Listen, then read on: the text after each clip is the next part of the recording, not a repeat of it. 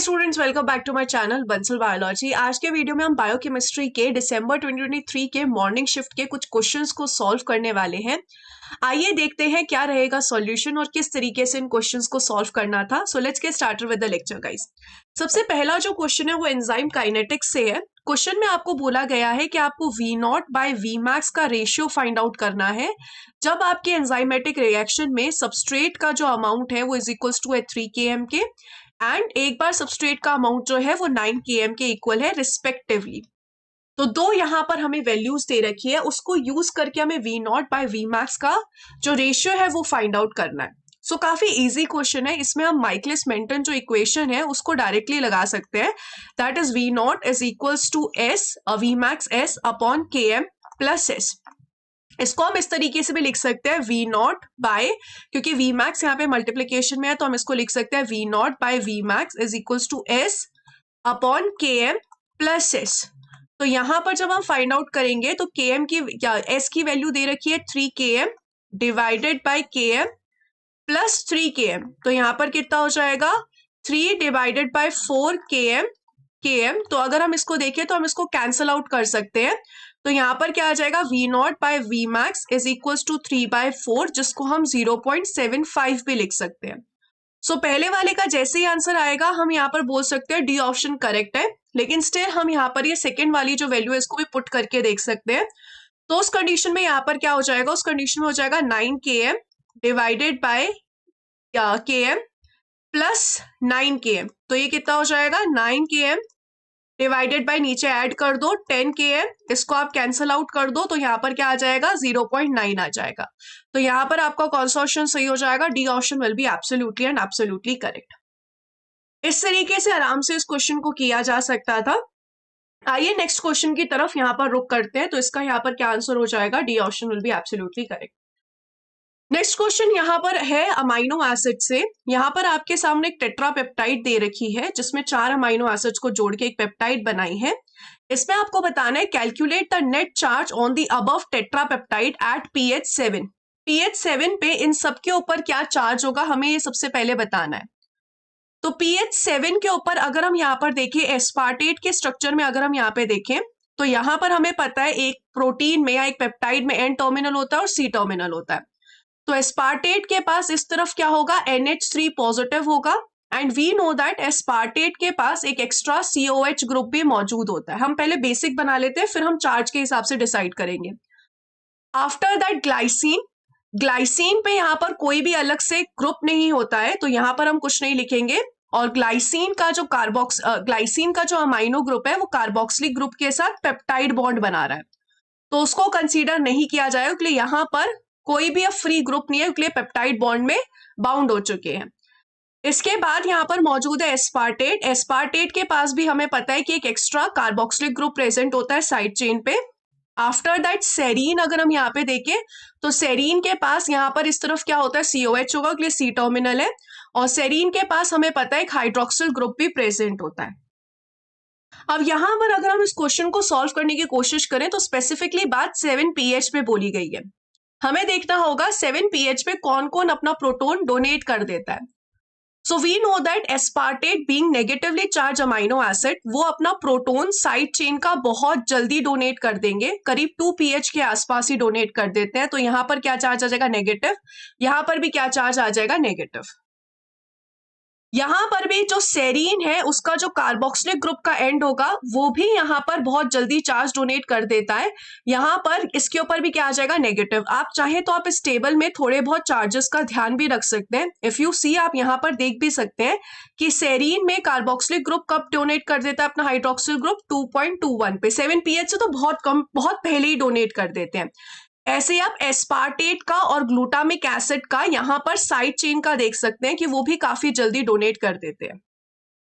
वहीं जब amino group की डोनेट करने की बात आती है तो सब करीब करीब 9 pH के आसपास डोनेट करते हैं। तो यहाँ पर ये जो अमाइनो ग्रुप है वो ऐसा का ऐसा रहेगा, उसका प्रोटॉन डोनेट नहीं होगा।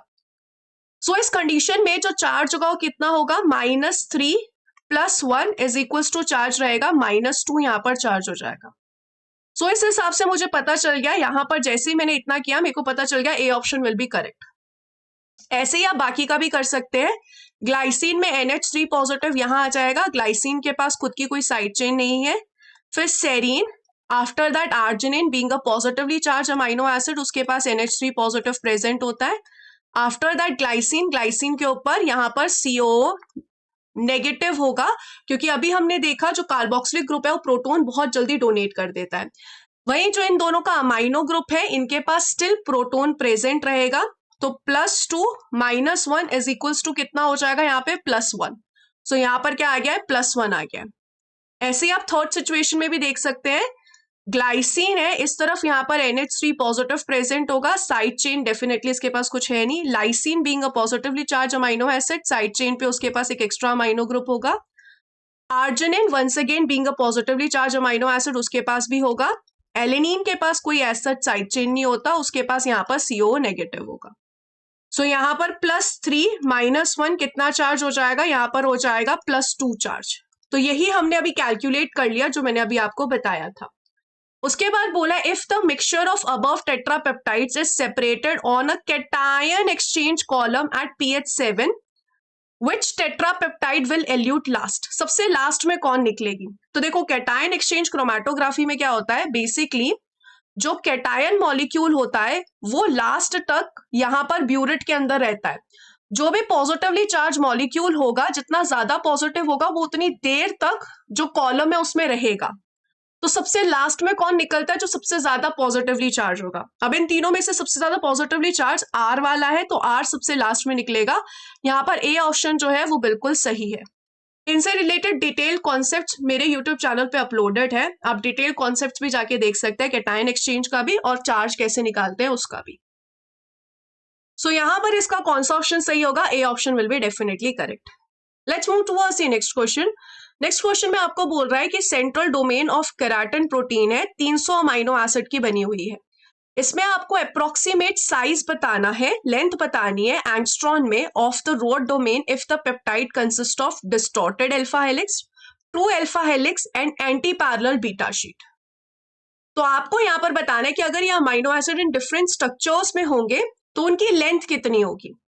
अब अगर आप नॉर्मली एक अल्फा हेलिक्स को देखते हो, तो एक अल्फा हेलिक्स में जो 2 अमाइनो एसिड्स होते हैं उनकी जो दूरी होती है वो होती है 1.5 एंगस्ट्रॉन की। अगर 2 अमाइनो एसिड्स के बीच की दूरी 1.5 एंगस्ट्रॉन है और सारे अमाइनो एसिड्स हैं 300, तो आप यहाँ पर सिंपली क्या कर सकते हो, 300 को मल्टीप्लाई कर सकते हो 1.5 से, जिसके पास यहाँ पर आ जाएगा आपके पास 450 एंगस्ट्रॉन आ जाएगा आपके पास आंसर।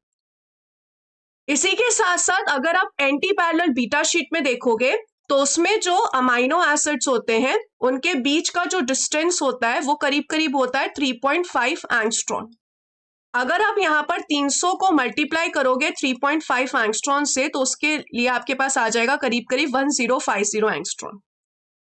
इसको अगर आप देखोगे तो कौन से ऑप्शन के साथ मैच हो रहा है, A ऑप्शन के साथ मैच हो रहा है। तो इस तरीके से आप इस क्वेश्चन को सॉल्व कर सकते थे आराम से। आप यहाँ पर यही चीज देख भी सकते हो, लिखी भी हुई है कि एक जो अल्फा हेलिक्स होती है उसमें जो पर रेसिड्यू यानी कि पर अमाइनो एसिड के बीच का डिस्टेंस होता है वो होता है 1.5 एंगस्ट्रॉन, और ऐसे ही जो एंटी पैरेलल बीटा शीट रहती है उनमें जो एडजेसेंट होते हैं वो करीब करीब होते हैं 3.4 एंगस्ट्रॉन के डिस्टेंस पे। तो इस तरीके से हम यहाँ पर इस क्वेश्चन को सॉल्व कर सकते थे और A ऑप्शन यहाँ पे सही आ जाता। अगर हम अगले क्वेश्चन की तरफ चलें तो अगला question once again amino acids के ऊपर ही है। यहाँ पर एंजाइम्स के ऊपर बेसिकली बात कही गई है। कह रहे हैं कि आपके पास यहाँ पर कुछ इस तरीके से अमाइनो एसिड्स हैं, एग्जैक्ट आपको पेप्टाइड में ऑर्डर नहीं पता इन अमाइनो एसिड्स का क्या है। आपको यहाँ पर इस हेप्टापेप्टाइड का ऑर्डर फाइंड आउट करना है। कहने का मतलब है सबसे पहला कौन सा अमाइनो एसिड है, फिर कौन सा अमाइनो एसिड है, ये चीज हमें फाइंड आउट करनी है। तो इस चीज में इन्होंने 4 रिएक्शंस करके बताए हैं। सबसे पहले में बोला है कि जब आप ये जो ओलिगोपेप्टाइड है जिसका भी हमें सीक्वेंस नहीं पता है, उसको जब आप एन टर्मिनल एडमैन डिग्रेडेशन में करते हो तब आपको टायरोसिन रेसिड्यू मिलता है। अब ये जो डिग्रेडेशन है बेसिकली क्या करता है, ये डिग्रेडेशन बेसिकली जो एन टर्मिनल के अमाइनो एसिड होता है उसको बेसिकली अलग करता है पूरी चेन से, जो भी हमारी अमाइनो एसिड की पेप्टाइड की चेन है उससे अलग करता है। यानी कि बेसिकली इससे मुझे ये पता चल गया कि एन टर्मिनल पे टायरोसिन अमाइनो एसिड मौजूद होगा। बट चारों ऑप्शंस में ही टायरोसिन एन टर्मिनल पे ही दिया है, तो इस वाले स्टेटमेंट से मुझे कोई इतना हेल्प मिला नहीं। नेक्स्ट बोल रहा है कि ट्रिप्सिन जो होगा वो यहाँ पर अफेक्ट नहीं कर रहा है पेप्टाइड को, यानी कि ट्रिप्सिन जब हम इस पेप्टाइड पे डालेंगे तो वो कुछ ऐसा कट नहीं लगा पा रहा है। सबसे पहले अगर हम यहाँ पे देखें तो ट्रिप्सिन कहाँ पे कट लगाता है, ट्रिप्सिन कट लगाता है आरके पे। आरके यानी कि मतलब arginine amino acid and lysine amino acid पे कट लगाता है। कौन से एंड पे कट लगाता है, उसके कार्बोक्सिलिक एंड पे कट लगाता है, यानी कि इस तरफ कट लगाएगा, इस तरफ नहीं लगाएगा, इस तरफ लगाएगा। वन मोर थिंग, ये एक एंडोपेप्टाइडेज है। एंडोपेप्टाइडेज यानी कि ये बीच में तो कट करेगा लेकिन एक्सट्रीम में कट नहीं करेगा। एक्सोपेप्टाइडेज ये नहीं है। तो मतलब यहां पर आर्जिनिन जो है वो बीच में ऐसी जगह नहीं होना चाहिए कि जहां पे कट हो सके, क्योंकि क्वेश्चन में बोल रहा है कि कट नहीं होगा। तो अगर मैं यहां पर देखूं, यहां पर कहीं पे भी आर्जिनिन नहीं है, यहां पर भी कहीं पे भी आर्जिनिन नहीं है, यहां पर भी कहीं पे भी आर्जिनिन है, यहां है, लेकिन यहां पर ट्रिप्सिन कट वैसे ही नहीं कर पाएगा क्योंकि यहां पर एक्सोपेप्टाइडेज कट कर सकता है, ट्रिप्सिन यहां पे कट नहीं कर सकता। सिमिलरली यहां पर भी ट्रिप्सिन एंड्स पे है, यहां पर भी किसी एक्सोपेप्टाइडेज को आके कट करना पड़ेगा, ट्रिप्सिन यहां पे कट नहीं कर पाएगा। सो इस स्टेटमेंट ने भी मेरी कोई हेल्प नहीं की ये बताने में कि चारों ऑप्शंस में से कौन सा ऑप्शन जो है करेक्ट होगा। नेक्स्ट बोल रहा है साइनोजन ब्रोमाइड जब हम ट्रीट करेंगे तो उसकी वजह से डाइपेप्टाइड, टेट्रापेप्टाइड और एक फ्री आर्जिनिन मिलेगा। साइनोजन ब्रोमाइड कहां पे कट करता है, बेसिकली मिथ्योनिन का जो कार्बोक्सिलिक एंड है उस पे कट करता है। तो कहने का मतलब है साइनोजन ब्रोमाइड जब भी कट कर रहा होगा तो मुझे एक चेन मिलेगी 2 अमाइनो एसिड की, एक चेन मिलेगी मुझे 4 अमाइनो एसिड की और एक मुझे आर्जिनिन अकेला मिलेगा। तो आइए हम यहां पर लगाते हैं। सबसे पहले में अगर मैं यहां पे देखूं तो साइनोजन ब्रोमाइड यहां पे कट करेगा, 4th अमाइनो एसिड के बाद मिथ्योनिन है तो यहां कट करेगा। ऐसे ही सेकेंड अमाइनो एसिड के बाद यहां पर कट करेगा, I am so sorry, methionine के बाद यहां पे कट करेगा। तो साइनोजन ब्रोमाइड से जब मैं कट करवाऊंगी तब ये मुझे मिल जाएगा 4 अमाइनो एसिड का एक चेन, और सिमिलरली यहां पे मुझे मिल जाएगा 2 अमाइनो एसिड का चेन, और यहां पर एक मुझे आर्जिनिन जो है वो अलग से मिल जाएगा। क्वेश्चन में यही कहा गया था जब आप साइनोजन ब्रोमाइड से ट्रीट करोगे तब आपको एक डाइपेप्टाइड मिलेगा, एक टेट्रापेप्टाइड मिलेगा और एक फ्री आर्जिनिन मिलेगा। सो सी ऑप्शन ने मेरा सारा काम निकाल दिया। बाकी के जो ऑप्शन है वो CSIR ने सिर्फ हमारा टाइम वेस्ट करने को दिए थे, ना ही तो मुझे पहले वाले इससे कुछ पता चला क्योंकि हर एक में एन टर्मिनल पे टायरोसिन था ही। दूसरे में ये कहा था ट्रिप्सिन जो है वो किसी भी पेप्टाइड को कट नहीं करेगा, तो वो वैसे भी नहीं हो रहा है। किसी में भी आर्जिनिन ऐसी जगह नहीं है जहां पे ट्रिप्सिन कट कर सके, तो उससे भी मेरे को कुछ पता नहीं चला। लेकिन सी ऑप्शन से मुझे हर एक चीज क्लियर हो गई और मुझे यहाँ पे ये बात पता चल गई कि मेरा ए ऑप्शन जो है वो बिल्कुल सही है। ऐसे ही यहाँ पे बोल रहे हैं कि यहाँ पर जब आप काइमोट्रिप्सिन से ट्रीट करवाओगे तो उस कंडीशन में आपको एक डाइपेप्टाइड मिलेगा, एक टेट्रापेप्टाइड मिलेगा। तो यहाँ पर हम उस चीज को भी चेक कर सकते हैं, उस चीज का भी टेस्टिंग कर सकते हैं कि एक डाइपेप्टाइड मिलेगा, एक टेट्रापेप्टाइड मिलेगा।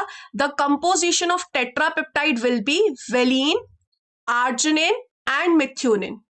तो अगर हम यहाँ पे देखिए वेलिन है, आर्जिनिन है और मिथ्योनिन है, और हमें पता है फिनाइलएलेनिन के बाद जो है हमारा काइमोट्रिप्सिन कट कर सकता है, तो हमें यहाँ पे बिल्कुल सही हो गया कि हमारा ए ऑप्शन जो है वो बिल्कुल सही होगा। सी ऑप्शन देखते ही मुझे ये चीज क्लियर हो गई थी कि यहाँ पे A option is absolutely correct.